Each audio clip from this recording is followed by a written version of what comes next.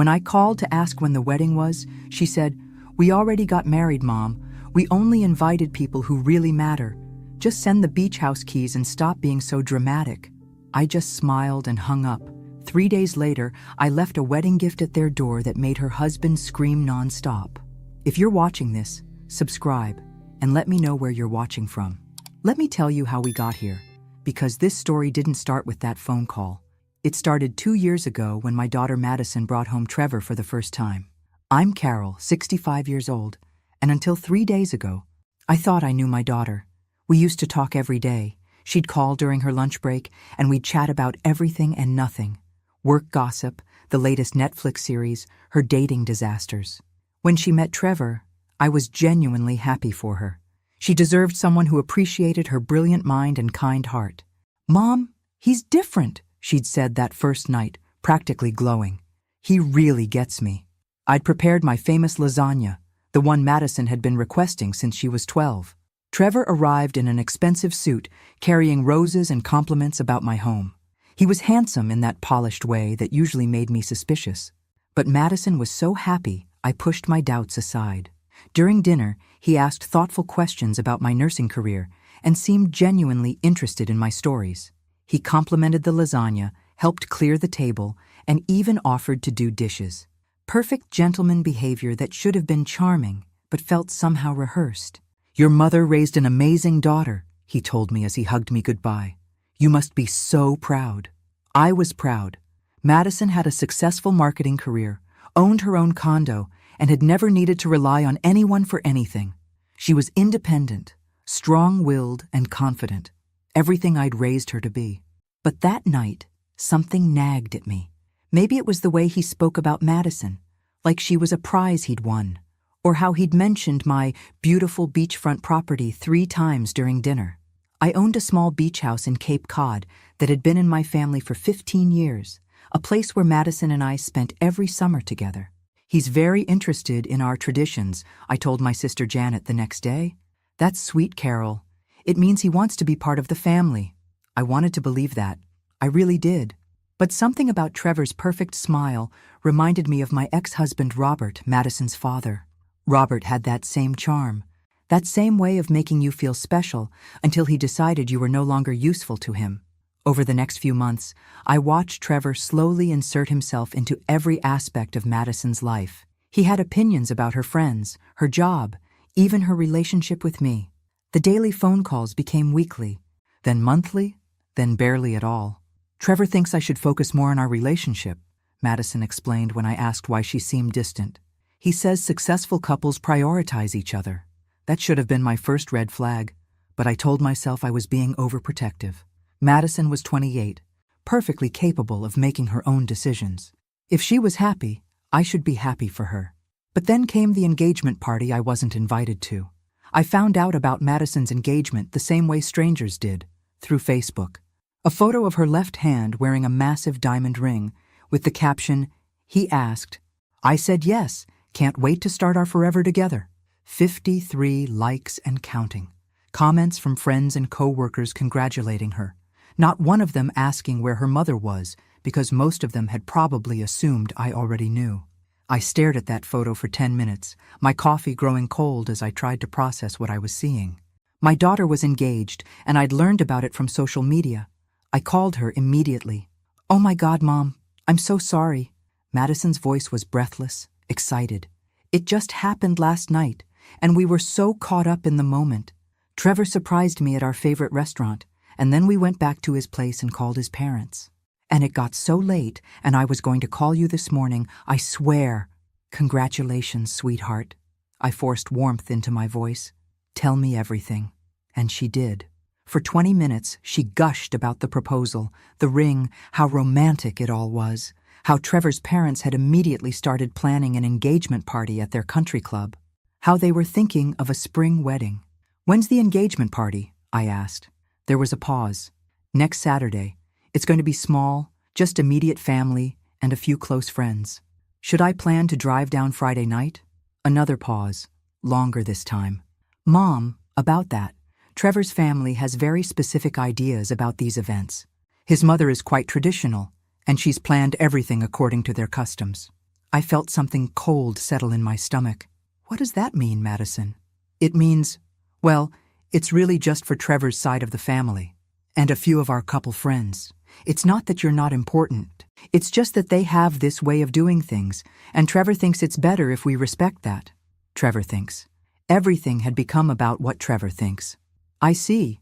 I kept my voice carefully neutral. And what do you think? I think Trevor knows his family better than I do, and I want to start off on the right foot with them. You understand, right? We'll do something special, just the three of us soon. That was 6 months ago. We never did anything special, just the three of us. In fact, I'd only seen Trevor twice since then, and both times he'd been polite but distant, like I was Madison's elderly aunt he had to tolerate rather than her mother, who'd raised her alone after her father abandoned us when she was 8. The wedding planning happened around me, not with me. Madison would mention details in passing. They'd found a venue, booked a photographer, chosen flowers.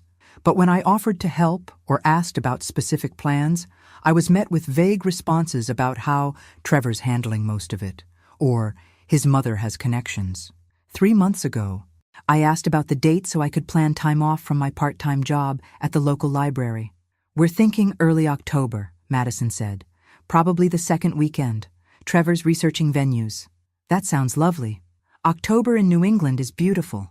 Are you thinking of having it at the beach house? I could. Oh no, Mom. Trevor wants something more elegant, more sophisticated than a backyard beach wedding. The dismissal stung more than I expected. Madison had always loved our beach house. As a child, she'd declared she wanted to get married there someday, barefoot in the sand with fairy lights strung between the dunes. Of course, I said. Whatever makes you happy. But I wasn't invited to the venue tours. I wasn't asked about the guest list. I wasn't included in the dress shopping trips that Madison posted about on Instagram, her future mother-in-law beaming beside her in every photo. I was becoming a spectator in my own daughter's life. The final blow came exactly 2 weeks ago. Madison called while I was reorganizing my linen closet, a mundane Tuesday evening task that would be forever marked in my memory as the moment everything changed. Mom, I need to ask you about something, and I need you to be cool about it. Nothing good ever followed that phrase. But I took a deep breath and sat down on my bed. What is it, sweetheart? Trevor's been doing some research about family dynamics and healthy boundaries in marriage. He thinks it's really important that we establish our independence as a couple from the very beginning. I felt that familiar chill. What kind of independence? Well, he pointed out that I've been relying on you emotionally for most of my life, like calling you when I'm stressed or upset instead of working through things with my partner. He thinks that might create problems in our marriage. Madison, talking to your mother when you're upset isn't unhealthy. It's normal. But is it? Trevor showed me some articles about women who prioritize their mothers over their husbands and how that destroys marriages. I don't want to be that wife, Mom. I closed my eyes, recognizing the manipulation for what it was. Trevor was isolating Madison from her support system, and he was making her believe it was for her own good. What does this mean practically? I asked, though I was afraid of the answer. It means we need to establish some boundaries. Less frequent contact, more space for Trevor and me to build our own traditions. And, she hesitated, Trevor thinks it would be healthier if we spent the holidays with his family this year. Just to break the pattern of dependence. The holidays. We'd spent every Christmas together since Robert left. It was our tradition. Our time. Madison would drive up from Boston on Christmas Eve, and we'd stay in our pajamas until noon, drinking hot chocolate and opening presents like she was still 12 years old. I see. My voice sounded strange, distant. Anything else? Actually, yes. Trevor thinks the beach house situation is complicated. What about the beach house? Well, you know I've always assumed I'd inherit it someday.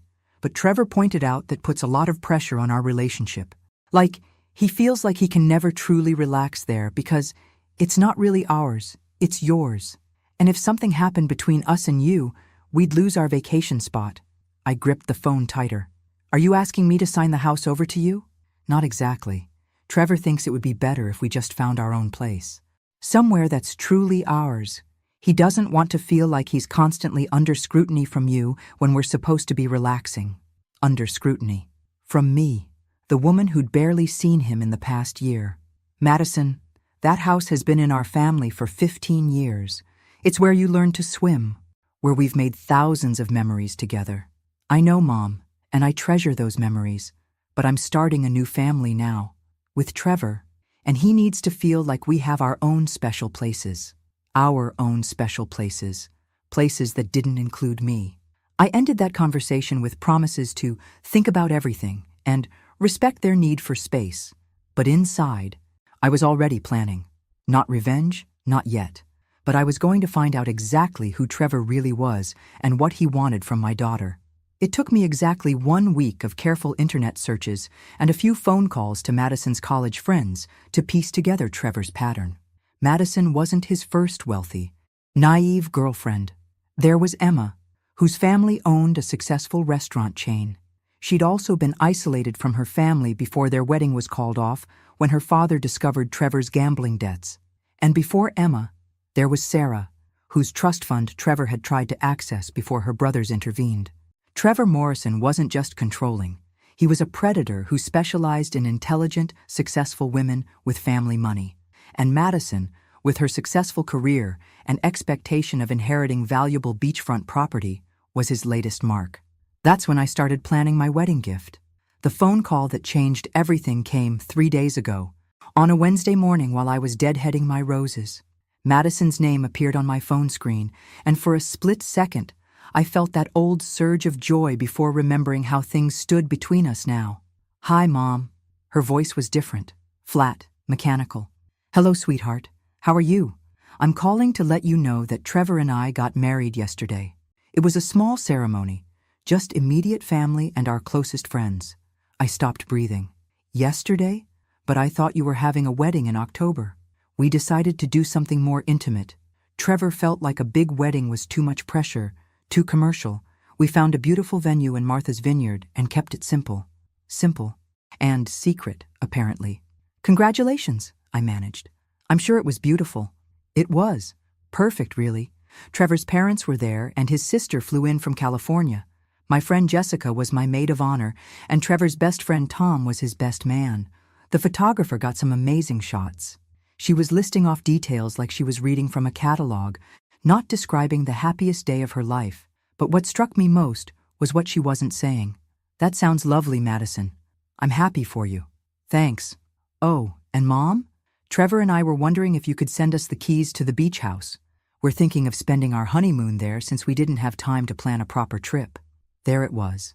The real reason for the call. Not to share her joy with her mother, not to include me in this major life milestone, but to ask for the keys to property they'd already decided should be theirs.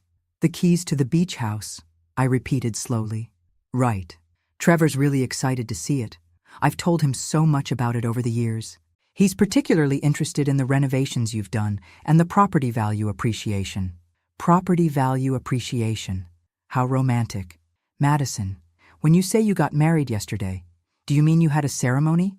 Or do you mean you're legally married?" "Both. We got the license last week and had the ceremony yesterday." "Why?" "Just clarifying. And you didn't think to invite your mother to your wedding?" There was a pause. "Mom, please don't make this dramatic. It was Trevor's decision to keep it small, and honestly, after everything we talked about regarding boundaries, I thought you'd understand." "I understand perfectly." And I did. I understood that my daughter had married a man who had convinced her that excluding her own mother from her wedding was healthy.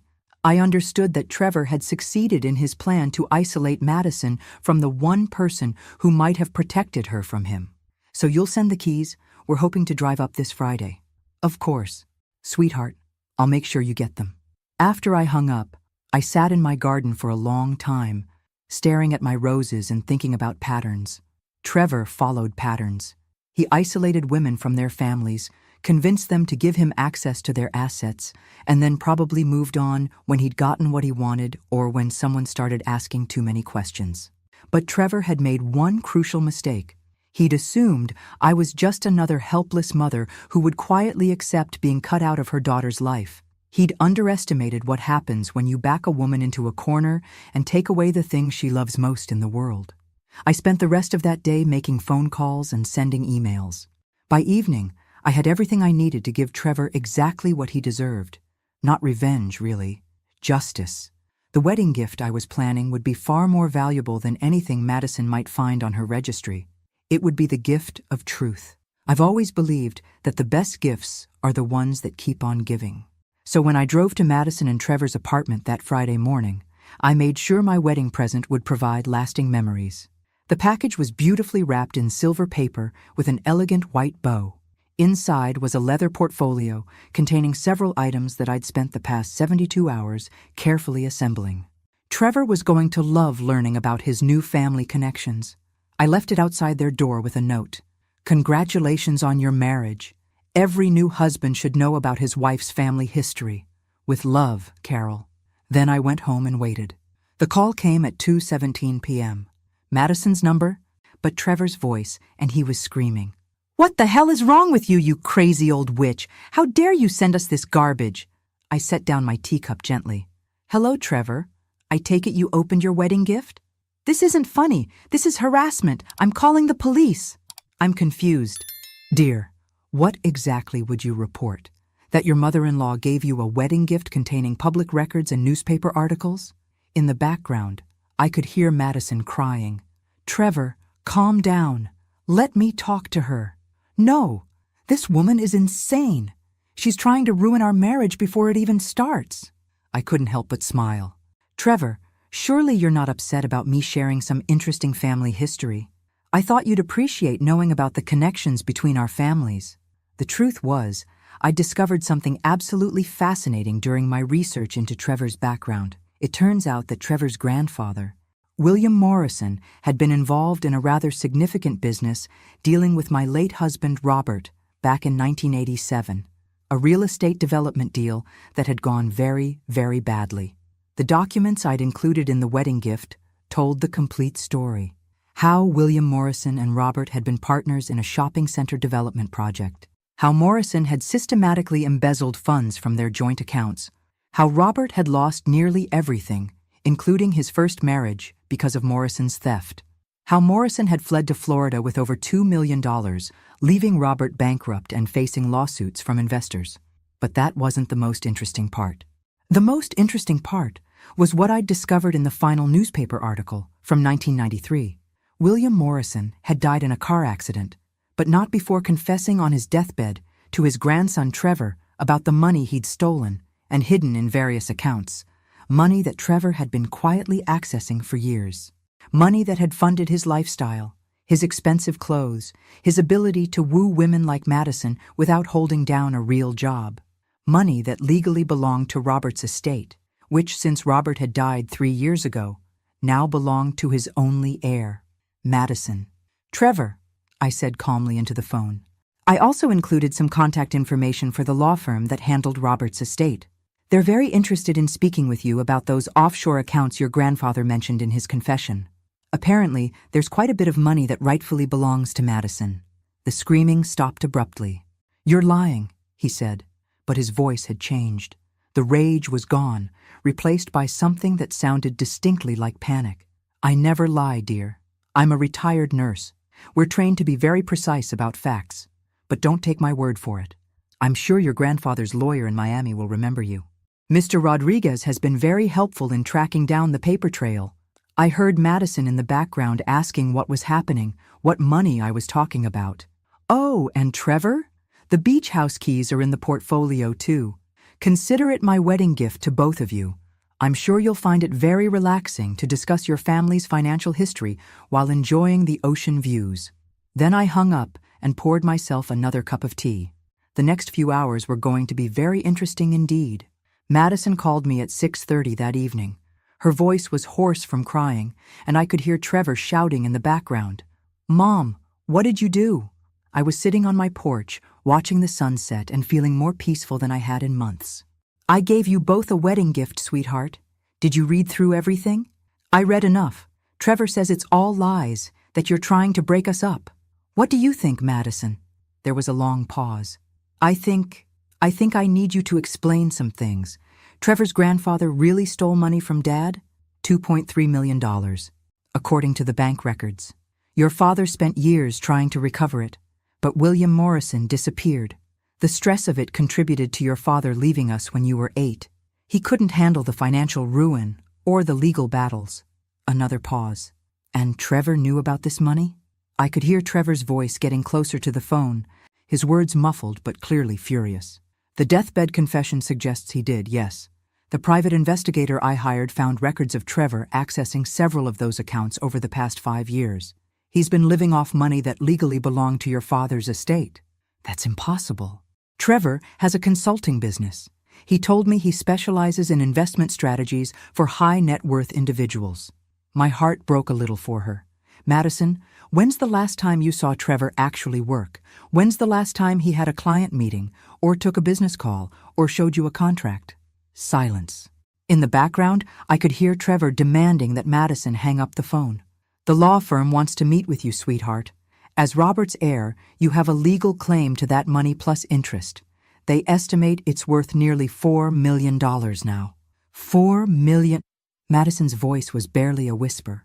Trevor married you 3 days after I hired the private investigator. The timing seems rather coincidental, don't you think? Now I could hear Trevor clearly. He was telling Madison that I was lying, that I was jealous of their happiness, that I was trying to destroy their marriage because I couldn't stand to see her happy. Madison, I said gently, ask yourself this. If none of this is true, why is Trevor so upset? If his grandfather was innocent, wouldn't he want to clear his family's name? Wouldn't he be curious about getting justice for what happened to your father? The line went quiet except for the sound of Madison breathing. There's something else, I continued. The private investigator also found records of 2 previous engagements, Emma Chen in 2019 and Sarah Walsh in 2021. Both engagements ended when their families discovered Trevor's financial deception. Both women had family money. Both were isolated from their support systems before the truth came out. Stop, Madison whispered. I have their contact information if you'd like to speak with them. I said stop. The line went dead. I set the phone down and looked out at the darkening sky. Tomorrow, Madison would have to decide what to believe. Tomorrow, she would have to choose between the man who had isolated her from everyone who loved her and the truth that could set her free. But tonight, for the first time in 2 years, Trevor Morrison was going to sleep, knowing that his carefully constructed house of lies was crumbling around him, and I was going to sleep better than I had in months, knowing that my daughter finally had all the information she needed to make the right choice. The gift that keeps on giving, indeed. Madison didn't call back that night or the next day, but on Sunday morning I found her sitting on my front porch steps, still wearing the same clothes from Friday. Her eyes were red and swollen, her hair unwashed, and she looked like she hadn't slept in days. Tell me everything, she said without even saying hello. I made coffee and we sat at my kitchen table, the same table where she'd done homework as a child, where we'd planned her college applications, where we'd shared 1,000 conversations about everything and nothing. Now we were going to talk about how the man she'd married was a fraud. Trevor left yesterday, she said, staring into her coffee cup. Packed 2 suitcases and said he needed time to think. He told me you were poisoning our marriage with lies, and that if I believed you over him, then maybe we weren't meant to be together. Classic manipulation. Give the victim an ultimatum that makes them feel responsible for the relationship's failure. Where did he go? I don't know. He turned off his phone. But Mom, she looked up at me with tears in her eyes. I found something. Madison pulled out a manila folder from her purse. After Trevor left, I went through his things, his laptop, his desk, everything. I found these. She spread out printed emails across my kitchen table. They were correspondence between Trevor and someone named Marcus Webb, discussing the Morrison inheritance and maintaining access to offshore accounts. The dates went back 2 years, long before Trevor had even met Madison. There's more, Madison said, her voice getting stronger. I called Emma Chen yesterday. The woman from your private investigator's report. I raised an eyebrow. What did she tell you? Everything. How Trevor isolated her from her family, convinced her to put him on her bank accounts, even had her write a will leaving everything to him. Her father hired a detective and discovered Trevor's pattern. When they confronted him, he disappeared overnight. Madison pulled out her phone and showed me a text message thread. Emma put me in touch with Sarah Walsh, too. Same story, Mom. Exact same pattern. He finds successful women with family money, charms them, isolates them from their support systems, and then gains access to their assets. I reached across and squeezed her hand. I'm so sorry, sweetheart. Don't apologize. You tried to warn me, and I chose not to listen. I chose to believe a man I'd known for 2 years over the mother who raised me. She wiped her eyes with the back of her hand.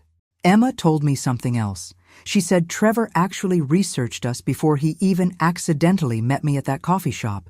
He knew about the beach house, knew about Dad's financial troubles, knew about you being a widow. The coffee shop meeting.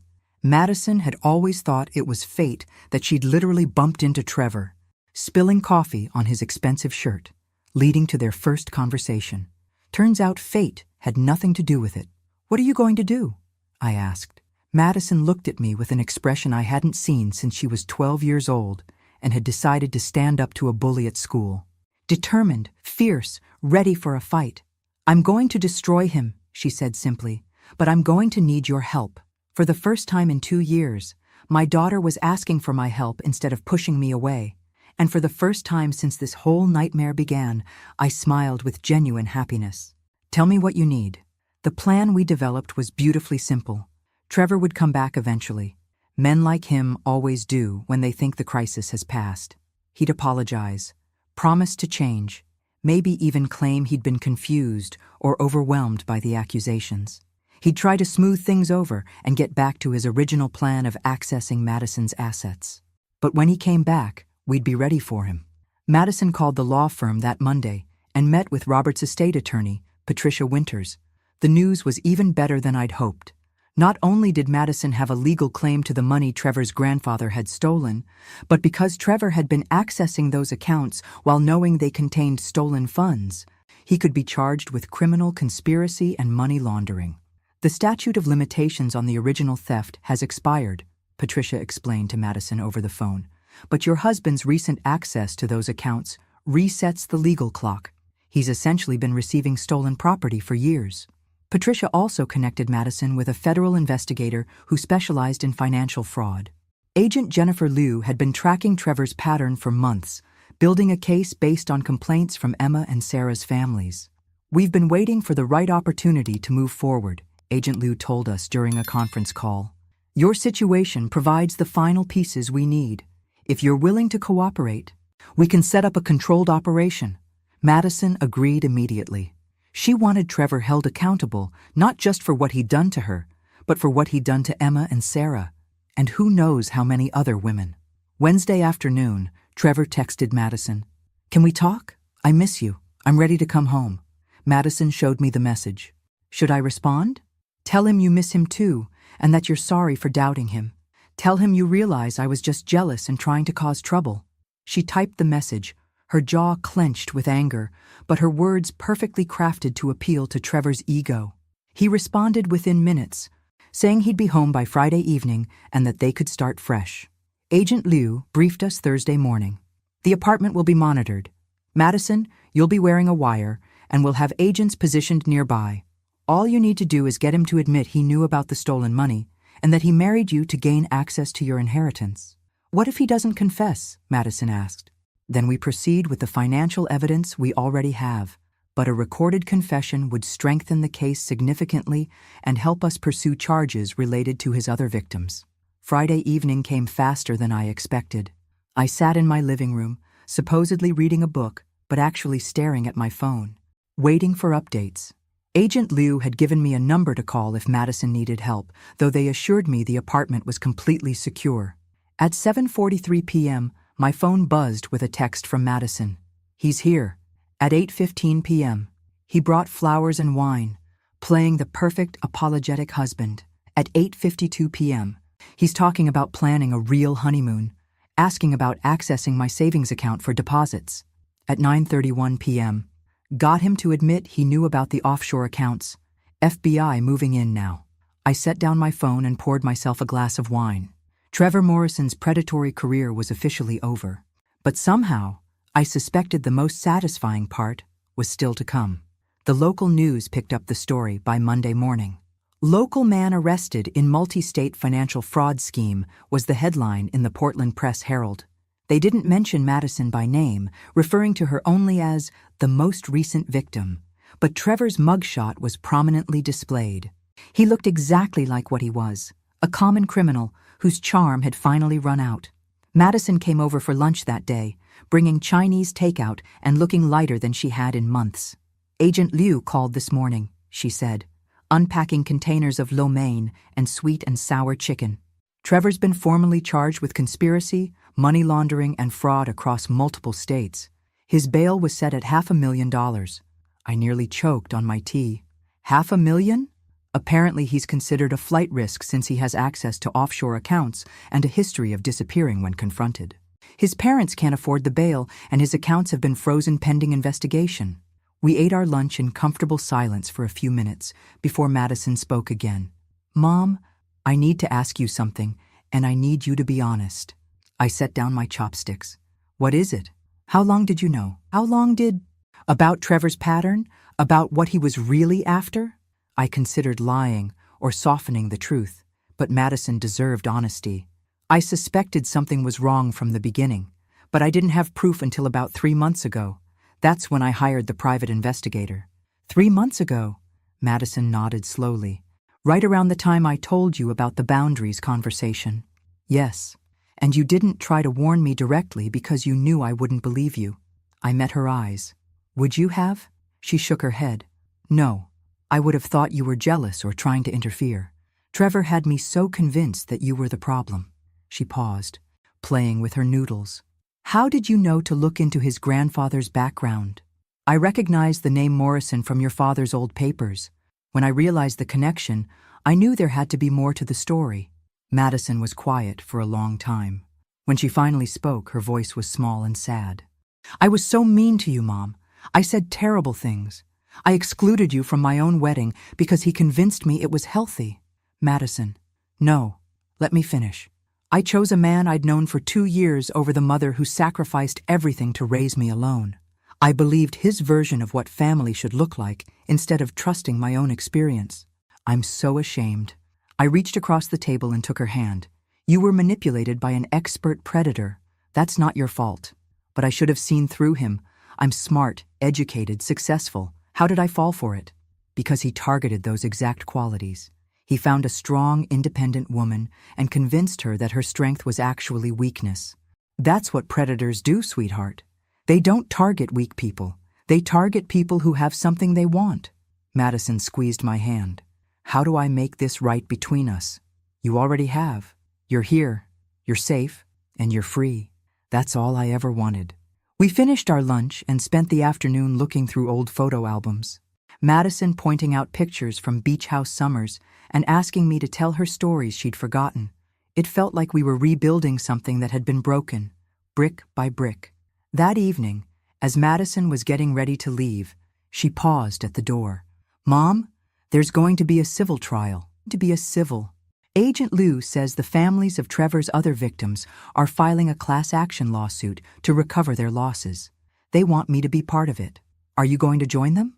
Madison smiled, and for the first time in 2 years, it was the fierce, determined smile I remembered from her childhood. Oh, absolutely. I'm going to make sure Trevor Morrison never has the opportunity to hurt another woman again. That's my girl, I thought. Welcome back. The trial began 6 weeks later, and it was everything I could have hoped for. Patricia Winters had been right about the money. Madison was entitled to nearly $4 million in recovered assets, plus interest and damages. But more importantly, the prosecution had built an airtight case against Trevor that exposed his entire operation. Emma Chen flew in from Seattle to testify, looking confident and professional in a navy blue suit. Sarah Walsh drove up from New York, clearly nervous but determined to see justice done. Together with Madison, they painted a picture of a systematic predator who had refined his technique over years of practice. I sat in the gallery every day, watching my daughter tell her story with dignity and strength. She testified about the isolation, the manipulation, the way Trevor had convinced her to doubt her own instincts and cut ties with her family. She spoke calmly and clearly, never breaking down, never letting emotion overwhelm her facts. Trevor's defense attorney tried to portray him as a misguided young man who had made poor choices but wasn't a criminal mastermind. That strategy fell apart when Agent Liu presented evidence of Trevor's detailed research into each of his victims.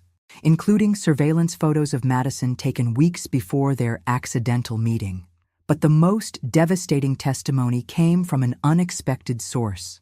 On the third day of the trial, the prosecution called Marcus Webb, the man who had been corresponding with Trevor about the offshore accounts. Webb had been arrested as an accomplice and had agreed to testify in exchange for a reduced sentence.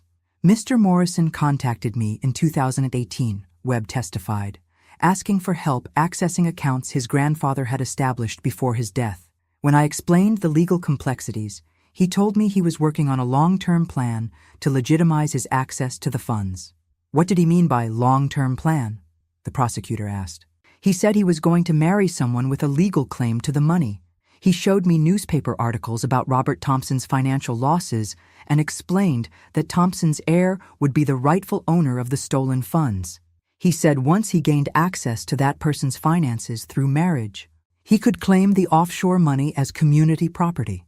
Madison turned pale at this testimony. The prosecutor continued questioning Webb. Did Mr. Morrison discuss specific targets for this plan? Yes. He had identified 3 potential candidates based on their family financial histories and personal circumstances. He showed me social media profiles and explained why each woman would be vulnerable to his approach. Was one of those women Madison Thompson? Yes. He said she was the ideal target because she was successful but emotionally isolated after her father's abandonment, close to her mother who owned valuable property, and naive about relationships due to limited dating experience. I watched Madison's face as she heard herself described as a target, a mark to be exploited. The pain in her eyes was terrible, but beneath it, I saw something else. Rage. Pure, focused rage at the man who had studied her vulnerabilities like a predator studies prey. Trevor's attorney objected repeatedly, but the damage was done. The jury now understood that Trevor hadn't simply been accessing stolen money. He had orchestrated an elaborate, multi-year plan to manipulate Madison into marriage so he could legally claim assets that belonged to her family. When Webb finished his testimony, Trevor looked smaller somehow, hunched in his chair like the pathetic criminal he'd always been beneath the expensive clothes and practiced charm. The jury deliberated for less than 3 hours, guilty on all counts. The words echoed through the courtroom as Trevor Morrison's carefully constructed world collapsed around him. Conspiracy, money laundering, fraud, and a new charge the prosecutor had added based on Webb's testimony: criminal marriage fraud with intent to commit grand larceny. The judge sentenced him to 12 years in federal prison and ordered him to pay full restitution to all victims, totaling over $8 million, including interest and damages.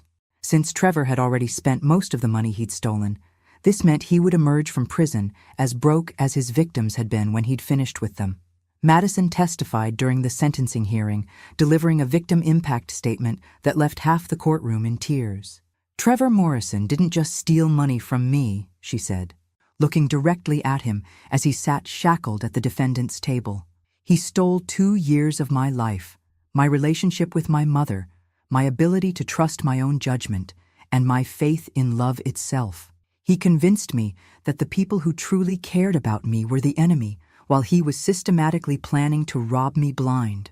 She paused, gathering herself, then continued with steel in her voice. But here's what Trevor didn't understand about the women he targeted. We're not weak. We're not victims waiting to happen.